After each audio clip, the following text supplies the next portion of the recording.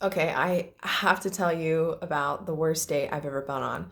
So I was probably a junior in college. I was looking for a relationship, and for some reason I thought Tinder was the place to get it.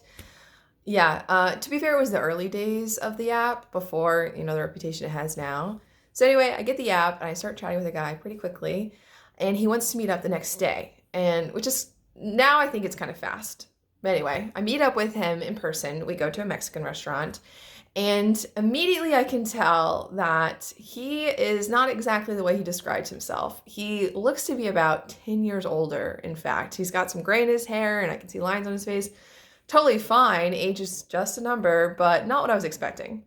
So off the bat, I was a bit, let's see how this goes. So anyway, we get into the date. We are having dinner, and immediately he starts chastising me for being vegetarian. We are in Texas, to be fair, where meat eating is a way of life. But the level of which he made fun of me just was sitting weird. And then to top it off, he insisted on ordering a full, humongous steak for both of us to share for some reason, which I didn't. I'm a vegetarian through and through, so I didn't. And yeah, so anyway, from there, it just kind of got worse. So he asked me what I do. I told him I'm a writer, I'm working on a screenplay. I break down the plot for him pretty quickly, and he provides a lot of feedback. He tells me it's derivative, it's like every other movie he's ever seen. So I ask him what his background is. Perhaps there's a reason for all this criticism. And it turns out he's a big film buff, or at least he was, until he had to go to prison for several years.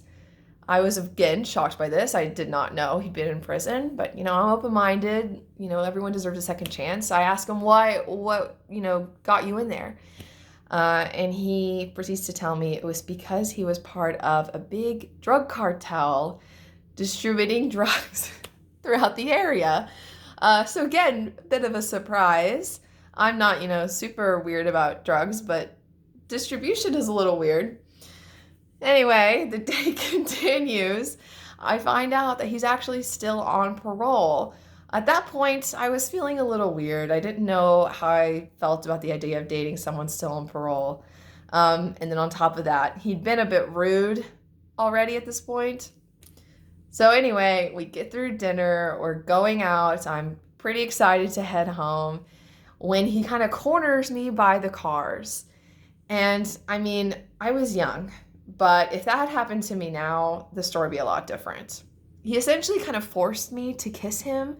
I felt like I really didn't have a choice. So, I mean, I think a lot of women have stories like that. But again, that would not happen now.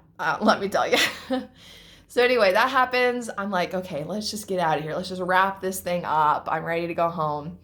But then he decides to ask me back to his place because in his mind, this date has gone swimmingly. Um, so he asked me back to his place, which he then informs me is actually not really his place.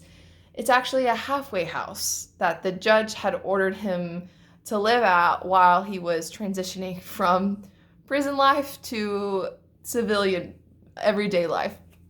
So the idea of going back to a half house, again, not quite as romantic as one might imagine. So at that point, I had to hard decline and rush out of there. I think I probably broke some speed limits doing so, but regardless, got home in one piece. It all worked out, but that's got to be the worst date I've ever been on.